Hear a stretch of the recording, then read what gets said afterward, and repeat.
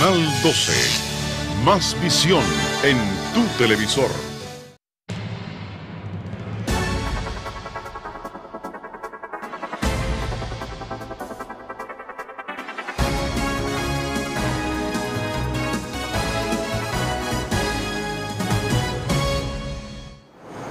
¿Qué tal? Sean bienvenidos a esta edición de Noticias 12. Les saluda con mucho gusto Marcos Medina y qué privilegio que nos permite entrar hasta la comodidad de su hogar. Tenemos mucha información que presentarles, pero antes queremos agradecer a quienes nos ven a través de nuestra transmisión en simultáneo en redes sociales y visitan de forma constante nuestro sitio web www.canal12.com.ni. Ahora sí vamos de lleno al detalle de nuestras noticias. Lo hacemos con recomendaciones que brindan representantes del Benemérito Cuerpo de Bomberos de Managua. Esto para evitar quemaduras por pólvora, principalmente en los menores de edad. Veamos el reporte con Castalia Zapata. Solo un incendio en una fábrica artesanal de pólvora en Masaya y ningún quemado, reporta el Benemérito Cuerpo de Bomberos en las primeras semanas de diciembre, por lo que las recomendaciones continúan siendo recalcadas, dijo el capitán Raúl Ramos.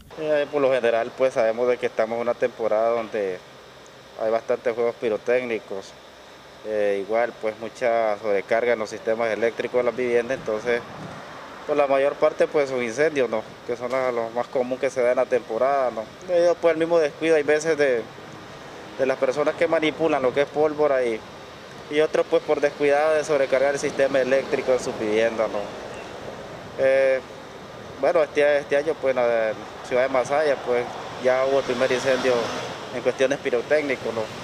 Pero sí se está trabajando como bomberos unificados de tratar pues de que los incendios disminuyan, y se ha visto pues el porcentaje que ha bajado considerablemente, ¿no?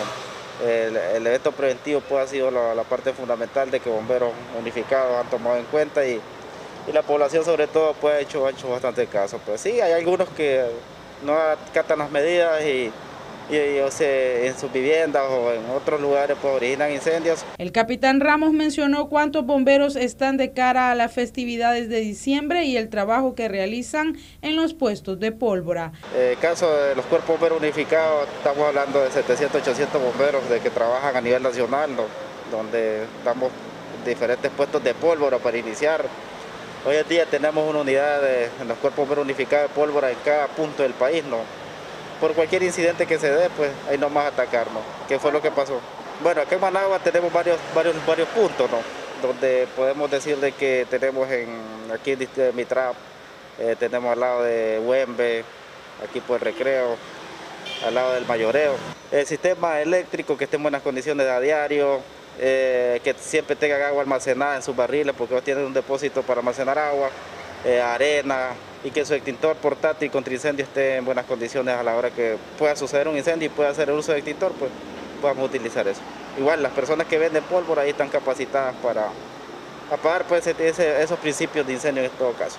Del 1 al 12 de diciembre, el MINSA reportó 27 personas quemadas por pólvora, de las cuales una se encuentra hospitalizada por lesión ocular. Para Noticias 12, Castalia Zapata. Otra situación que causa mucha preocupación en la sociedad nicaragüense es el incremento en las muertes por accidentes de tránsito. Según el más reciente registro de las autoridades de la policía, hubo casi un incremento del doble de muertes que se registraron en el mismo periodo de la semana pasada. Veamos el reporte.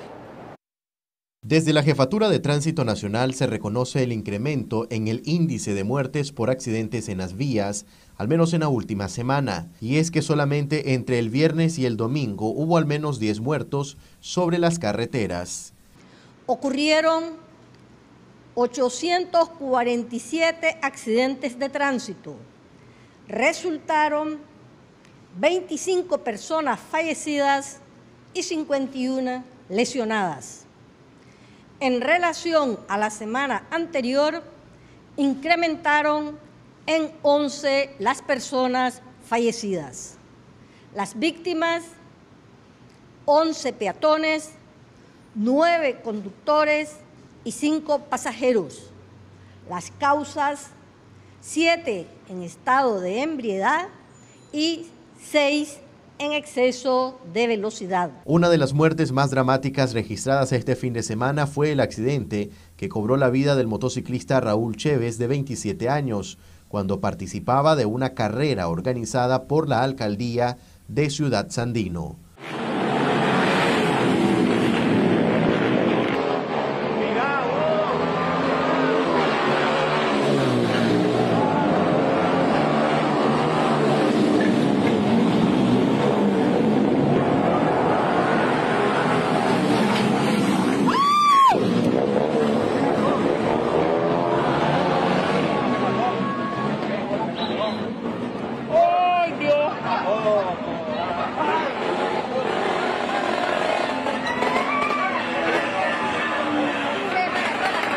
Evite conducir a exceso de velocidad y el exceso de carga y de pasajeros.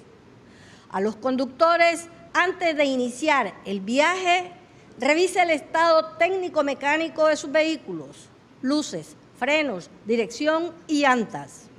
Al conductor y al pasajero de vehículo, usar siempre el cinturón de seguridad. Al conductor y acompañante de motocicleta, usar siempre el casco de protección y, de preferencia, chalecos reflectivos.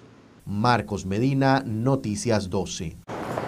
Y también el COVID-19 continúa causando preocupación en nuestro país. Hay médicos que están recomendando que se continúen aplicando acciones de prevención y de higiene. Veamos. Se debe continuar usando las mascarillas y el distanciamiento social, puesto que el COVID-19 aún se mantiene latente en Nicaragua y el mundo, asegura el doctor Alejandro Lagos. Bueno, mire, nosotros sabemos de que el COVID se transmite de persona a persona. Y hemos dicho que el COVID anda en la comunidad. Uno de los mecanismos para evitar el contagio es precisamente pues, el uso de la mascarilla, el lavado de manos, el distanciamiento entre una y otra persona a más de 1,5 metros, evitar llegar a lugares donde hay concurrencia de más de 5 o 6 personas, aislarse o evitar las personas que andan con gripe, que andan con moco, que andan tosiendo. Sin embargo, nosotros vemos pues que en la Avenida Bolívar, en el Salvador Allende, en los espacios estos de las plazas públicas, pues hay concentraciones de centenares de personas sin mascarilla. El primero que debería de estar preocupado es el gobierno, porque esto va a hacer de que la incidencia del coronavirus se eleve. El doctor Lagos también se refirió al manejo de las vacunas para esta pandemia. Si la vacuna va a estar aquí en Nicaragua, 1. 2, ¿qué medidas va a tomar el gobierno? ¿Cuáles van a ser los procedimientos, los criterios para aplicarse la vacuna? Nosotros sabemos pues de que en otros países hoy comienzan a hacer vacunaciones masivas, pero hay un protocolo de cómo se va a aplicar, a quiénes se va a aplicar, ¿verdad? Si hay que poner una segunda dosis, si no hay que poner una segunda dosis, cuáles son las medidas de alerta que va a tener el Ministerio de Salud ante una ineficacia de esta vacuna. Es decir, todavía hay una crudeza en este término de la vacuna. Aquí lo más efectivo y la regla de oro es evitar contagiarse. Para Noticias 12, Castalia Zapata. Gracias, Castalia, por tu reporte. Ahora Gabriela Solórzano nos presenta cuál debe ser el uso correcto de las mascarillas de protección frente al COVID-19.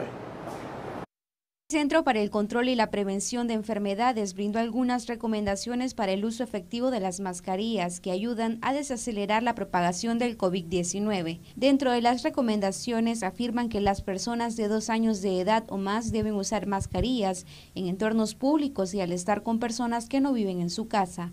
Las mascarillas le ofrecen cierto grado de protección a usted y también protegen a quienes los rodean en caso de que estén infectados por el virus que causa el COVID-19 sin saberlo. Las mascarillas no reemplazan la práctica del distanciamiento social, es por eso que consideran necesario utilizar la mascarilla, además de permanecer al menos 6 pies de distancias de las demás personas. Recomiendan lavarse las manos con agua y con jabón por al menos 20 segundos y usar desinfectante de manos con al menos 60% de alcohol después de tocar o quitarse la mascarilla. Las mascarillas podrían no ser necesarias al estar al aire libre solo y lejos de otra persona o con personas que viven en su hogar. No obstante, ciertas localidades pueden exigir el uso de la mascarilla en entornos públicos, lo cual debe respetarse.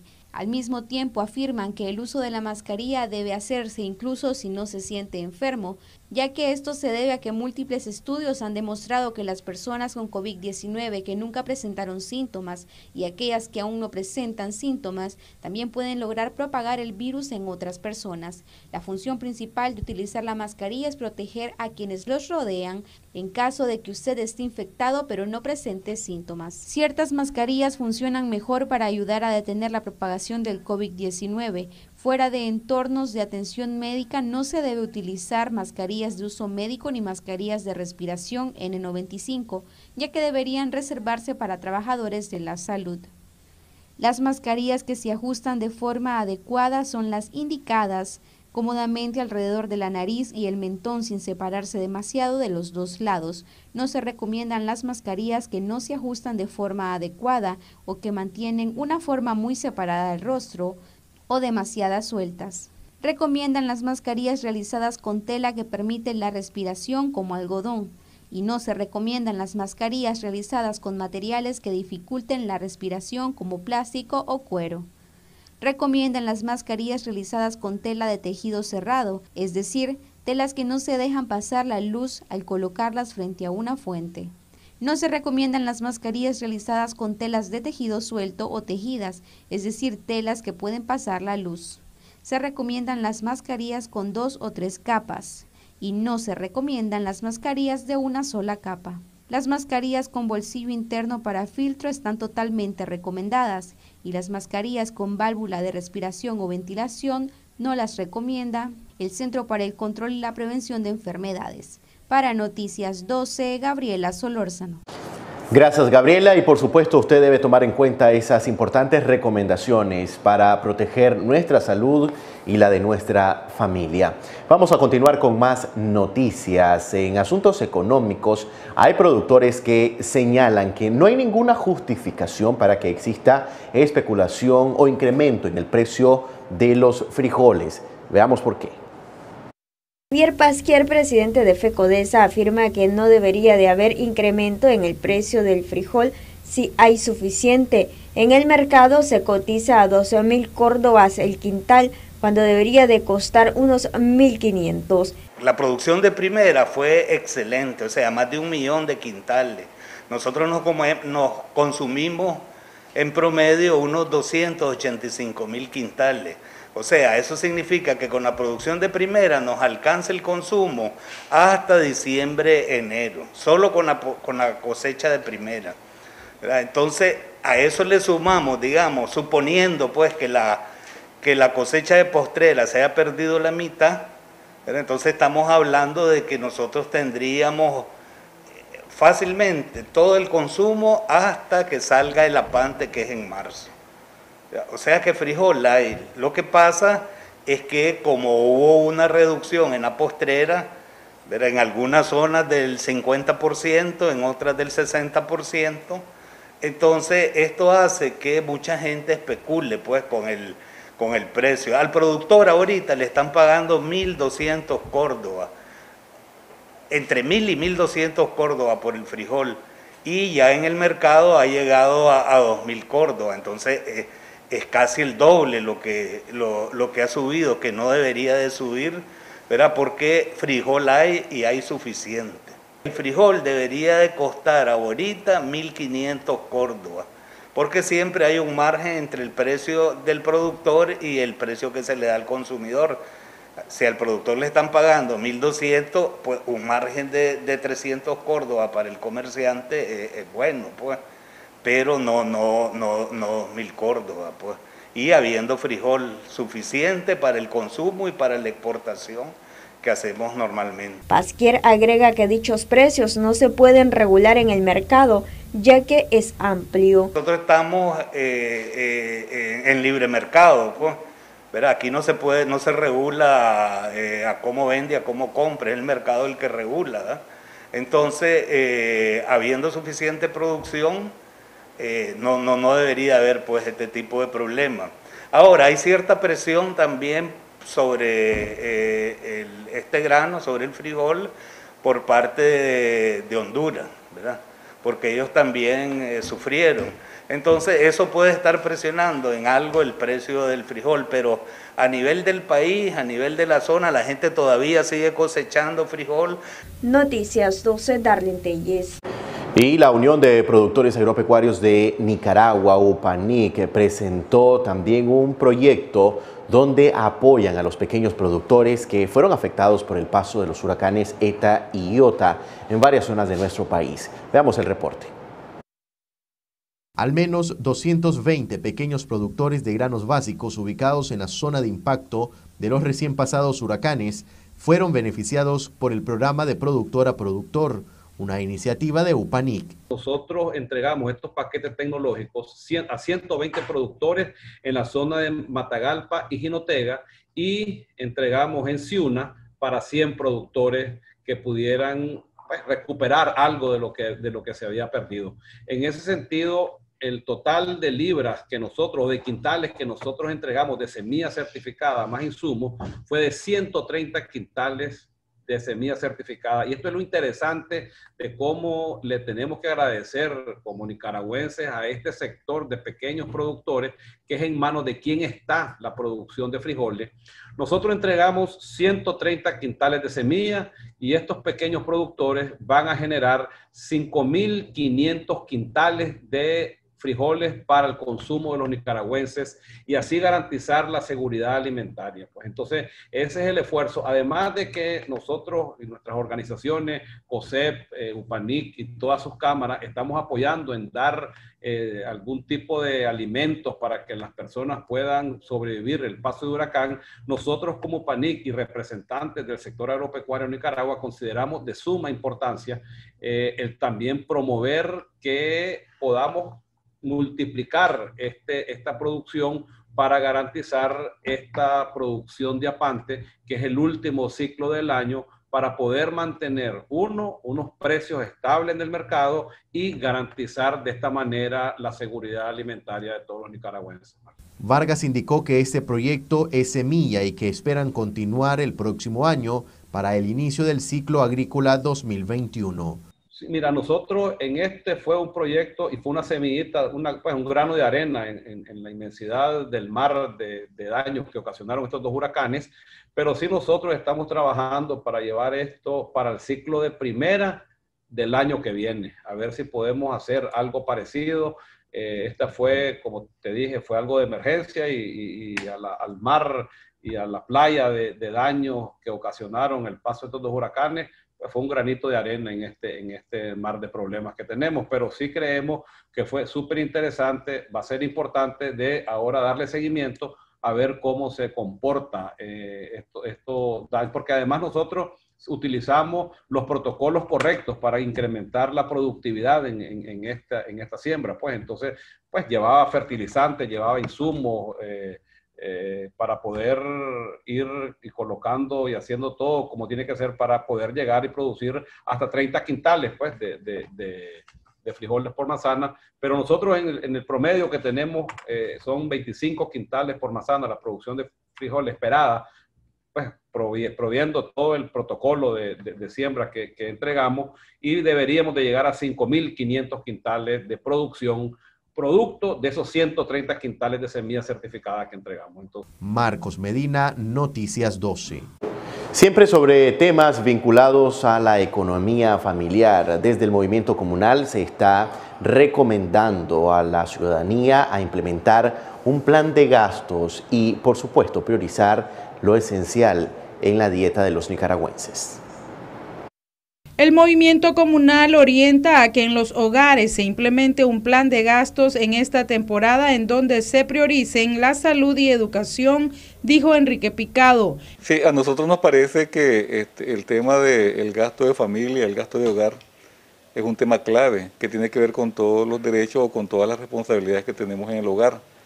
Uno de ellos es no descuidar los gastos, digamos, en salud, los gastos en comida, obviamente, y de alguna manera, pues, alguna situación o condición que nos permita temas de ropa, etcétera, pero fundamentalmente la comida. Pero en ese sentido, alertar de que los precios de algunos productos están subiendo galopantemente, por ejemplo, productos del mercado, como en este caso el tomate, la cebolla, el chiltomo, están bien altos en este caso los precios. Pero igualmente nos parece que la familia, en este caso en la casa, debe hacer un plan de gastos de tal manera que no aumente por cosas innecesarias, gastos que no son debidos, valga la redundancia. Enrique Picado recordó que en enero se vienen los gastos de los útiles escolares. Claro, sí, es que estamos hablando de que hay gastos que son de prioridad, vinculados a la educación de los niños y de las niñas, de los jóvenes, vinculados al tema de la salud, vinculados a temas que son priorizados, pues, como repito, ¿no?, el tema de la alimentación. Todos estos temas de alguna forma están vinculados también a la salud, porque si vos deteriorás o afectás otros derechos y otros elementos de vida con respecto a tu condición, pues estás afectando también tu salud. De tal manera que hay que recordar de que enero, febrero, pues son los gastos también escolares, y por lo tanto tenés que tener desde el mes de diciembre, incluso para quienes tienen la posibilidad del aguinaldo, tener esa posibilidad. Yo estoy claro pues que los nicaragüenses andamos, me pagan y ahí nomás tengo que pagar lo que ya recibí, pero en lo que se pueda estructurar ese plan de hogar, gastar lo menos posible en cosas suntuarias o no necesarias, y por tanto tener la condición, la actitud de familia, de personas, en este caso en la casa, de gastar estrictamente lo necesario. No podemos nosotros darle gusto al mercado, tenemos que nosotros ser responsables con nosotros mismos. Para Noticias 12, Castalia Zapata. Veamos ahora la variación en los precios de los principales productos de la canasta básica.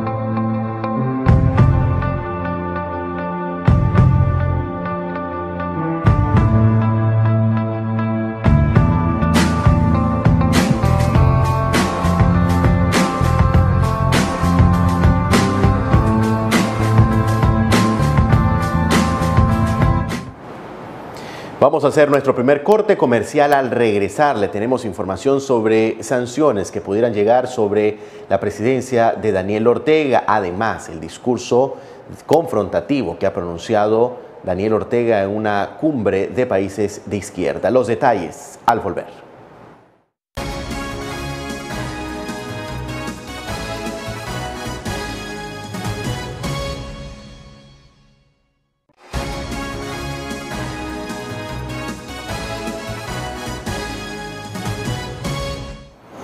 Estamos de regreso con más información para usted. Gracias por continuar con nosotros.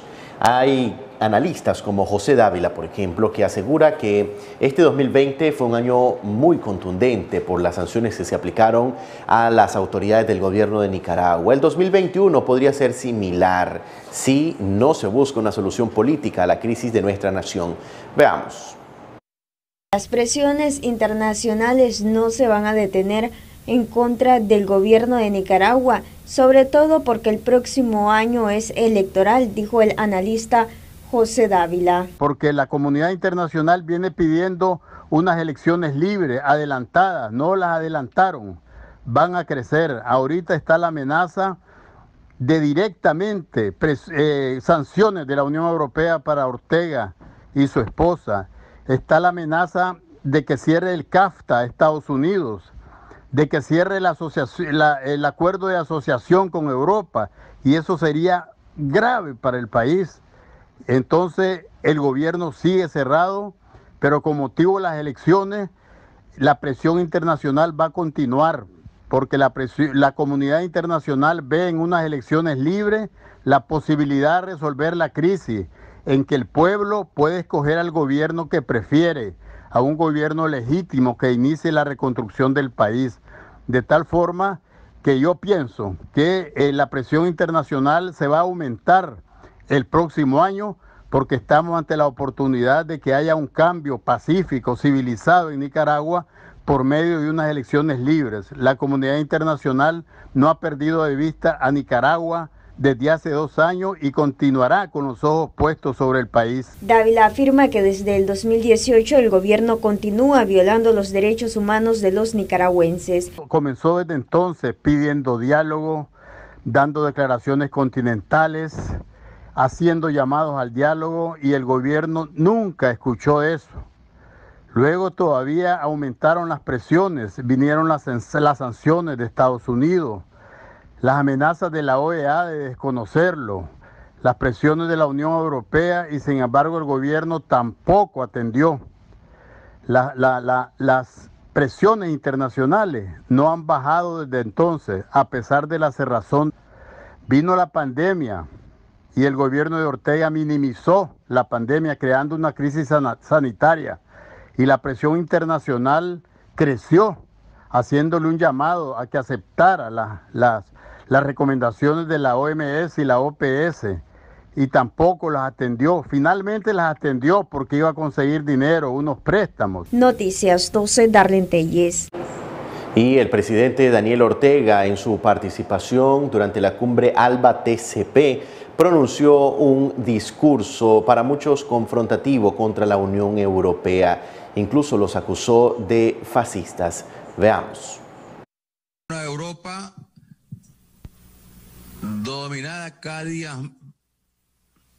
día más por las corrientes fascistas, por las corrientes de derecha. Ya el Parlamento Europeo y un parlamento de corte fascista. Hay representaciones de gobiernos no fascistas, es cierto. Pero ya los gobiernos que no son fascistas son cada vez menos sus representantes en el Parlamento Europeo. Y son menos numerosos también en los gobiernos europeos. Europa camina hacia la ruta de Hitler. Y vemos cómo en Alemania reivindican abiertamente agrupaciones políticas el fascismo. Y así se repite en todos los países europeos. Vemos la batalla en países como España entre el fascismo y un gobierno que busca cómo sobrellevar, cómo sobrevivir, buscando amplias alianzas que son condenadas por los fascistas. Y vemos a España,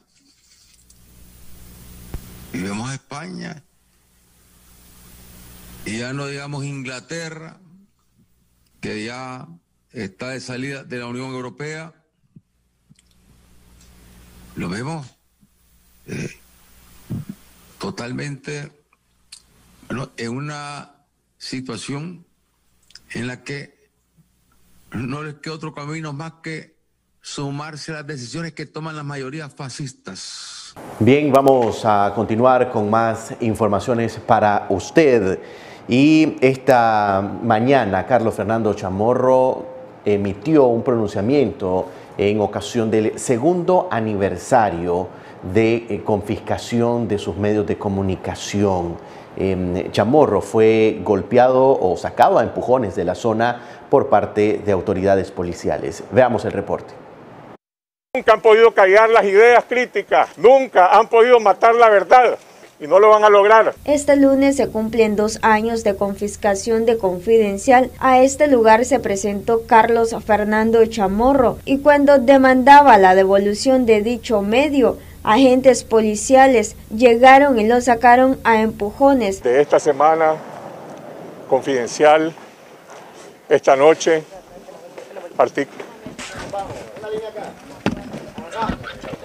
Carlos Fernando, ¿qué podés reaccionar al respecto de la llegada del despliegue policial por haber venido a tu medio de comunicación?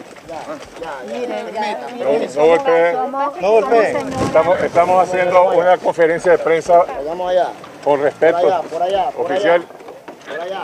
Retírese del lugar. Hay una persona en la tercera edad. La autoridad está ocupando este lugar de manera ilegal. Cuidado, espérame. Esta es otra muestra de la dictadura de Daniel Ortega. Mire, no este es el Estado policial en vivo. Nosotros estamos aquí para demandar la suspensión de la censura y la suspensión del Estado policial. Señorita, no nos tienen que empujar, ustedes son funcionarios públicos. Ustedes son funcionarios públicos. Vamos a terminar la conferencia, compañero. Ahora me paso ahí, dale Chino. Dale, Chino, avancemos. Estaba diciendo.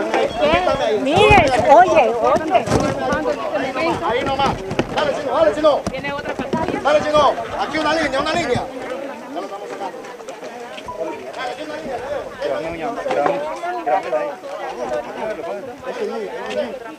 Allá está don Humberto, profe. Hijo, con una señora de la tercera edad, hijo. Con una señora de la tercera edad, hijo. Mire, a una señora de 80 años, vergüenza le debería de dar. Usted, señor, compórtense como personas. Esto, como le digo, es un acto simbólico, es un acto ejemplar que fortalece la lucha de todo el pueblo de Nicaragua. Sigan adelante, tenía que ser el periodismo el que encabezara este tipo de reivindicaciones y aquí seguiremos siempre nosotros acompañando, cueste lo que cueste. Chamorro denunció haber interpuesto un recurso de amparo en la Corte Suprema de Justicia, sin embargo no ha habido un fallo. Es decir, desde febrero de 2019. La Ley de Justicia Constitucional establece que una vez admitidos los recursos de amparo, la Corte tiene 60 días, 2 meses, para fallar estos recursos. Aquí han transcurrido no 2 meses, 20 meses.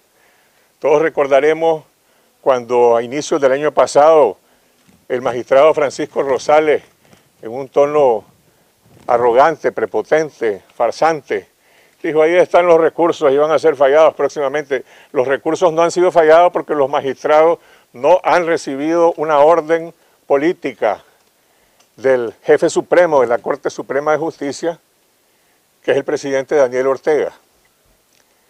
Y al agotarse estos trámites para obtener justicia, estamos recurriendo a las instancias internacionales. El derecho que se pierde.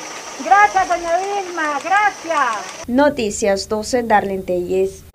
Y pese a estas situaciones que usted miraba en imágenes, miembros de la Comisión de la Verdad aseguran que no existe represión en nuestro país, al menos es lo que ellos constatan en este 2020. Veamos. Representantes de la cuestionada Comisión de la Verdad, creada por el oficialismo en la Asamblea Nacional, aseguran no constatar los actos de represión y hostigamiento contra opositores durante este año 2020. La parte represiva hay varias maneras de definirla.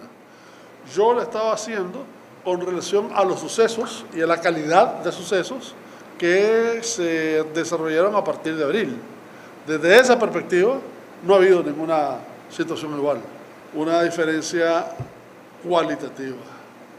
2018, 2019 fueron 2 años, sobre todo el 18, asiagos. Como dijo la reina Isabel en un momento determinado, annus horribilis, que se ha, no te voy a decir que se ha superado totalmente, pero con relación a lo que hubo, a lo que se desarrolló, a las intenciones, a la manipulación que en un momento se dio sobre los movimientos, etcétera, totalmente diferente. La represión está a la vista de todos, de lo que se está haciendo, y es realmente una hipocresía, una mentira que estén diciendo que aquí no hay represión. Que digan ellos si se puede hacer una manifestación pacífica con banderas de Nicaragua en una esquina de cualquier ciudad de Nicaragua. Que digan si eso es posible. Y si logran demostrar que un opositor es capaz de hacer una manifestación cívica y pacífica en todas partes del mundo y no hay represión, entonces ahí sí le podría estar medio creyendo a esa comisión de la mentira, que es increíble que estén hablando de una situación de este tipo. En cuanto a la situación de presos políticos en las cárceles del país, Amador cuestionó la cifra presentada por organizaciones de familiares de los detenidos y aseguró que están trabajando con ellos en la revisión de las listas. El viernes pasado nos entregaron una lista, creo que son 110, de 110 personas. Pero te adelanto, tenemos reuniones con ellos posteriormente. Algunos no están bien identificados. Por ejemplo, algunos solo sale ALM. ¿Quién es ALM? No sé. ¿Cómo vas a identificar a ALM? Tampoco sé.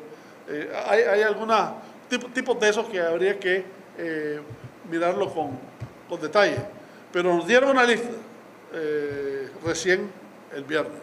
Y las razones por las cuales se han puesto las iniciales, que no son muchos, es precisamente para proteger la identidad de estos menores de edad. Pero volvemos a lo mismo. ¿Cómo es posible que puedan haber presos políticos menores de edad?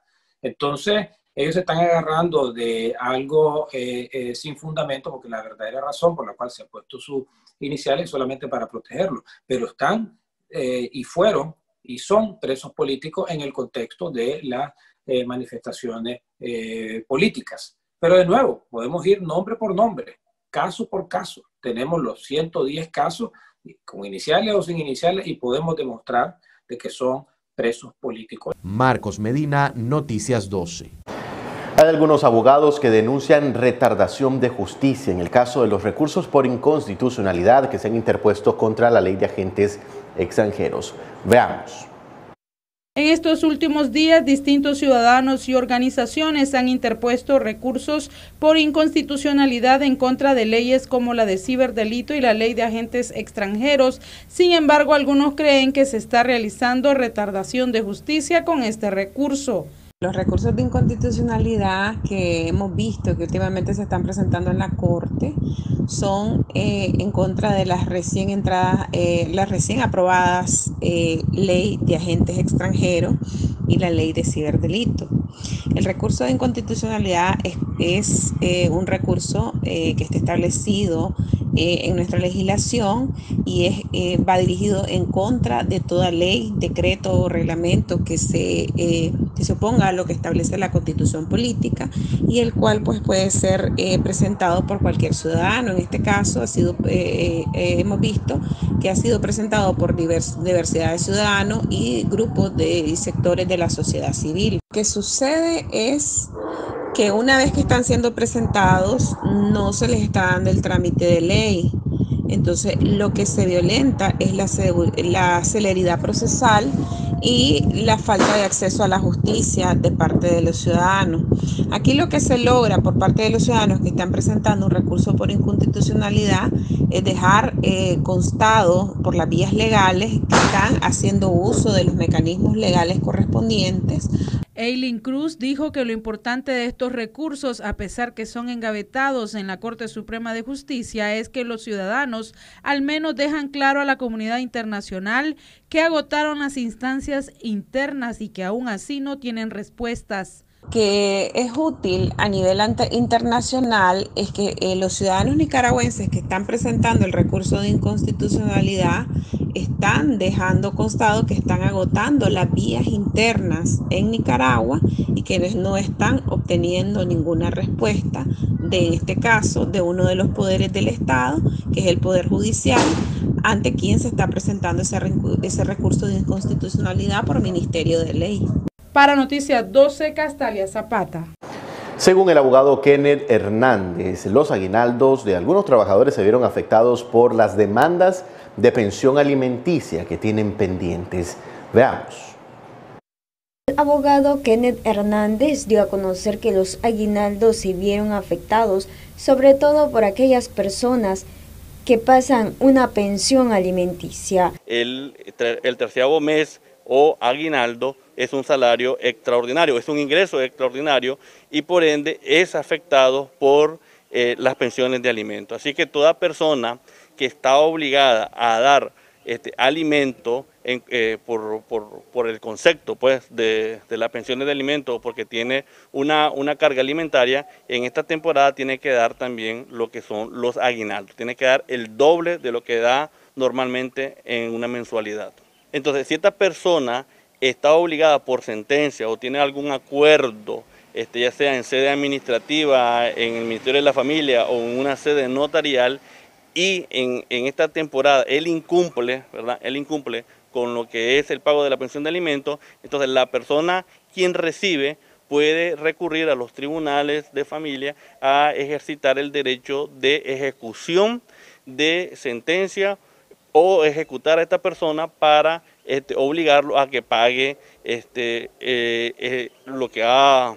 lo que ha incumplido en esta temporada o en los meses anteriores. Hernández afirma que para los que perdieron empleo en meses anteriores debieron haberle notificado al juez. La ley señala de que la persona que está obligada a dar los alimentos tiene que darlos siempre. Los niños siempre comen, desayunan, almuerzan, cenan, entonces, y es primordial suplir esa necesidad básica de sus alimentos. Entonces, si una persona, a raíz de la crisis, de la pandemia, etcétera, quedó sin trabajo, lo que debió hacer es informar al juez y decirle de que ha quedado sin trabajo para solicitar una reforma, una modificación a este pago, porque a lo mejor era muy alto la pensión que tenía, entonces debió de solicitar la reforma para reducir el costo de la manutención mensual y así poder pues ajustar a su nueva necesidad, a su nuevo trabajo, a su nuevo ingreso. Pero si no lo hizo, no se presentó ante el judicial a solicitar esa reforma y él incumplido, entonces estamos ante un incumplimiento total y pleno, aunque a la hora de que lo vayan a ejecutar diga es que estaba sin trabajo, pero no lo informó en su tiempo. Entonces esta persona por ende tiene que cumplir y si no cumple, lo pueden ejecutar, pueden embargarles bienes o, en los peores de los casos, puede ir a prisión. Noticias 12, Darlene Telles. Es momento de realizar un nuevo corte comercial. Al regresar, más informaciones acá en Noticias 12.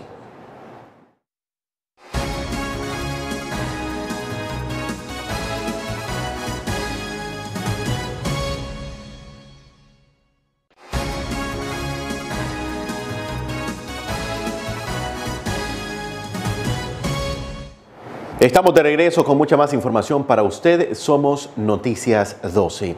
Miembros de la Fuerza Naval del Ejército de Nicaragua presentaron su informe de gestión durante este año 2020. Veamos. Distrito Naval Caribe de la Fuerza Naval, a través de las capitanías de puerto y puestos de control de embarcaciones, brindó protección y seguridad a 4 buques mercantes en el Mar Caribe, con más de 310 toneladas métricas de mercadería de importación, más de 380 toneladas métricas de mercadería de exportación. Además, se atendió a un buque tanque con 598 barriles de diésel y gasolina, atendiéndose también a 22 barcos de cabotaje con 620 toneladas métricas de mercadería con destino a los puertos El Bluff, Cayos Misquitos, Bluefields y Corn Island. Asimismo, se brindó cobertura, seguridad y recepción a 70 barcos de la flota pesquera e industrial que arribaron a los puertos de Corn Island y El Bluff, y se realizaron 6 controles a los dispositivos exclusores de tortugas, contribuyendo a la producción de 331.667 libras de producto marino, entre pescado, langosta y camarón. El Destacamento Naval de Aguas Interiores, comandante Hilario Sánchez Vázquez, brindó cobertura, seguridad e inspección a 237 ferries y embarcaciones en los lagos Solotlán, Cocibolca y en el río San Juan. En la capitanía de Moyogalpa, isla de Ometepe, se atendieron 96 ferries de transporte de carga con 4.345 pasajeros, con ruta acuática hacia el puerto de San Jorge, departamento de Rivas. En el puesto de control de embarcaciones de San Jorge, se brindó cobertura a 92 ferries de carga, con 3.263 pasajeros, con ruta acuática San Jorge, isla de Ometepe. Y en la capitanía de San Carlos, río San Juan, se atendieron 49 lanchas con 1.172 pasajeros, cuyas embarcaciones cubren la ruta San Carlos El Castillo, San Juan de Nicaragua. El Distrito Naval Pacífico de la Fuerza Naval, a través de sus capitanías de puerto y puestos de control de embarcaciones, brindó protección y seguridad a 13 buques mercantes en el Océano Pacífico, correspondiendo a 2 buques containeros, 6 buques tanqueros, 2 buques graneleros y 3 buques cargueros, contribuyendo de esta forma a la exportación de más de 830 toneladas métricas de mercadería en general, importándose más de 5.200 toneladas métricas de mercadería en general, más de 26.900 toneladas métricas de maíz, más de 42.300 toneladas métricas de petróleo crudo, más de 2.780 toneladas métricas de soda cáustica, más de 4.100 toneladas métricas de gas licuado mixto, más de 790 toneladas métricas de material de acero galvanizado, igualmente 47.652 barriles de fertilizante, 82.387.166 barriles de gasolina, 45.952.686 barriles de diésel y una grúa desarmada con sus accesorios. Asimismo, se brindó cobertura y seguridad a 5 buques de la flota pesquera industrial, aportando a la producción de 1.400 libras de pescado. En otras informaciones, miembros de la Unidad Sindical Magisterial aseguran que la meta que se ha propuesto el gobierno de Nicaragua en cuanto a la matrícula escolar es bastante ambiciosa y esto provoca mucha incertidumbre por la situación que vive el país. Veamos. Recientemente las autoridades anunciaron que para el año escolar 2021 ya hay 1.775.000 estudiantes matriculados. Sin embargo, para José Ciero de la Confederación de Maestros de la Educación, esa cifra las considera una fantasía para dichas autoridades. Siempre ha sido una fantasía inventada y eso el pueblo lo sabe, pues, porque las cantidades de estudiantes en los colegios no se nota. Además, con la pandemia vos sabés que hubieron días que llegaban unos 10, otros días no había nadie. La situación de se está descontrolando un poco, que mucha gente no está tomando sus medidas respectivas también. Entonces, vos estás viendo que el gobierno está promoviendo actividades de grupos, actividades de ferias, esto es el otro, y no usan sus medidas. Y además que estamos viendo ya en otros países que la pandemia se ha disparado, pues. O sea, que no es que estemos inventando, pues, y aquí se espera un disparo fuerte, pues. Y ahora tenemos que el próximo año, un año electoral, sería más conflictivo porque siempre el gobierno ha manipulado a los estudiantes a actividades políticas. En las elecciones pasadas le daban puntajes por participar en un mitin. Y este año es posible que manipulen de la misma manera a los estudiantes y a los docentes, porque los docentes son muy ligados, porque como te digo, la mayoría son madres solteras y necesitan trabajar, pues. Y entonces van a manipularlas, pues. Y así va a haber un número de situaciones que realmente no convencen, pues, realmente. Y hay que ser claro y pelado, pues. Ellos tienen una fantasía de que del 2007 para acá, su fantasía es que aquí todo está normal. Ciero recomienda a los padres de familia no permitir que sus hijos los involucren en temas de políticas por ganar puntajes. Lo que recomiendo es que los padres de familia no dejen que manipulen a sus hijos. Porque ustedes saben que hemos visto a veces que se dan sus accidentes violentos, ¿verdad? De choque de ideas, y sería lamentable seguir lamentando más las muertes de los jóvenes, de los que hemos tenido, seguir lamentando de los presos políticos que hay aquí, seguir lamentando los que desaparezcan, como los que hemos estado viviendo. Entonces, habría que ir los padres de familia a tomar una responsabilidad realmente como debe ser, pues, para evitar dolor. Noticias 12, Darlene Telles. Gracias, Darlene, por tu reporte. Hay algunos expertos que explican qué puede pasar ya que se anunciara que el vital líquido, el agua, estaría siendo comercializado en la Bolsa Internacional de Valores. Veamos qué significaría esto. El agua empieza a cotizarse en este último mes del año en la Bolsa de Valores. El precio iniciará a negociarse como lo hacen con el petróleo, oro o el trigo, según la negociación de opciones y futuros para la gestión de riesgo. Ruxelma Herrera, exdirectora de NACAL, brinda más detalles. Bueno, creo que es importante que comentemos que a inicios del mes de diciembre se publicó una información económica aparentemente inofensiva en las bolsas de valores, donde se negocian a futuro los precios de las materias primas, los precios de los metales en Estados Unidos. Y resulta pues que se dio a conocer que a partir de ahora el agua se va a cotizar como una materia prima más, como un recurso natural más que se presenta, digamos, a la bolsa de valores para negociar los precios. Este tipo de cotizaciones siempre se han hecho con el precio del petróleo, para el oro, la plata, el trigo y otros productos que se consideran líderes pues, en las negociaciones a futuro. Herrera menciona qué consecuencias puede traer esta decisión económica. Y la tendencia es agravarse este problema en los próximos años. De tal manera que ya los que manejan los negocios en las bolsas de valores del mundo están preocupadísimos por ver cómo se cotiza el agua y cómo le empiezan a poner precio a los recursos hídricos. Nosotros debemos de saber que a estas personas, a estas corporaciones, a estos negociantes solo les interesa saber de qué tamaño es el negocio que pueden hacer con los recursos hídricos. Y no les molesta ni les preocupa que más de 2.000 millones de personas tengan dificultades para tener agua o que muchos estemos en riesgo de caer en esa situación. Queremos nosotros relacionar esto con la reciente reforma a la Ley General de Aguas Nacionales que se hizo en Nicaragua, donde el gobierno abrió las puertas a la privatización del agua. Seguramente quienes promueven esto están pensando que ellos también van a poder hacer grandes negocios con los recursos hídricos nuestros.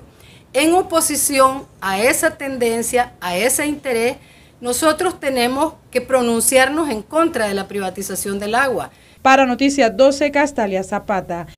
En noticias internacionales, el Colegio Electoral de Estados Unidos dio por ganador a Joe Biden en la presidencia de la República de Estados Unidos tras las elecciones en esa nación. Veamos. El 14 de diciembre ha llegado y alrededor de Estados Unidos, los 538 miembros del colegio electoral se reúnen en las varias capitales estatales para votar formalmente por un nuevo presidente que, según las certificaciones entregadas por los estados, debería ser el demócrata Joe Biden. Sin embargo, el presidente Trump continúa declarándose el ganador de las elecciones, a pesar de las pruebas en contrario, y dijo que continuará desafiando los resultados. Y sucede a pesar de que no se han presentado pruebas de fraude y de que el pasado viernes la Corte Suprema de la Nación rechazó la enésima demanda del mandatario, una de las más grandes presentadas. Me preocupa que el país tenga un presidente ilegítimo. Eso es lo que me preocupa de un presidente que perdió y perdió por mucho. Esta no fue una elección reñida. Miren a Georgia. Ganamos Georgia en grande. Ganamos en Pensilvania en grande. Ganamos Wisconsin por mucho. En realidad, Trump perdió esos estados pendulares y otros frente a Biden, quien ganó 306 votos electorales comparado a los 232 de Trump. Por esa razón, la votación del colegio electoral este lunes debería seguir a aquella que ocurrió en los varios estados y al final deben firmarse 6 certificaciones. Una de ellas llegará al presidente del Senado, el vicepresidente Mike Pence. Solo el tiempo dirá si lo que surge de estas elecciones es un compromiso renovado con la integridad del sistema electoral o lo que hemos aprendido es lo frágil que es nuestro sistema electoral, lo cerca que hemos llegado a un resultado realmente peligroso. El 6 de enero los votos deben ser contados y certificados en el Congreso de Estados Unidos. Jacopo Luzzi, Voz de América, Washington. Siempre en noticias internacionales, en Bolivia, miembros simpatizantes del grupo Movimiento al Socialismo abucharon y lanzaron objetos contra Evo Morales, quien recientemente regresó a su nación. Veamos.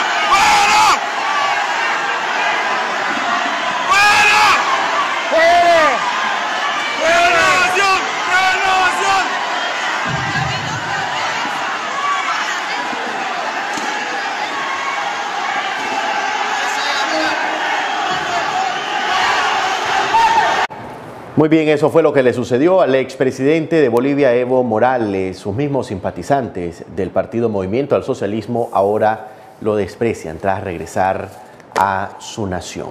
Hasta aquí nuestras informaciones. Gracias a usted por confiar en el trabajo periodístico de Noticias 12. Será hasta la próxima si Dios así nos lo permite.